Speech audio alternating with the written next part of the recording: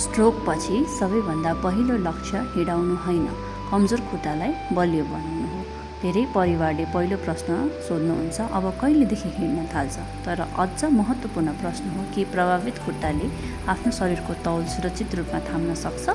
Hemiplegic खुट्टामा पर्याप्त weight bearing, शरीरको तौल थाम्ने क्षमता र स्ट्रेन्थनिङ बलियो नगरी हिँडाउन खोज्दा सन्तुलन बिग्रिन्छ, लड्ने जोखिम बढ्छ, घुँडा भाँचिने वा हाइपर एक्सटेन्सनमा जान सक्छ, गलत तरिकाले हिँड्ने बानी बस्छ, जसले दीर्घकालीन रिकभरी ढिलो बनाउँछ। फिजियोथेरापीमा हामी पहिले प्रभावित खुट्टालाई शरीरको तौल थाम्न, मांसपेशी सक्रिय गर्न, सन्तुलन सुधार्न र बलियो बनाउन सिकाउँछौँ। त्यसपछि मात्र सही तरिकाले हिँड्ने अभ्यास सुरु गरिन्छ। केवल छिटो हिँडाउने होइन, दीर्घकालीन रिकभरीको लागि सही तरिकाले हिँड्न जरुरी हुन्छ।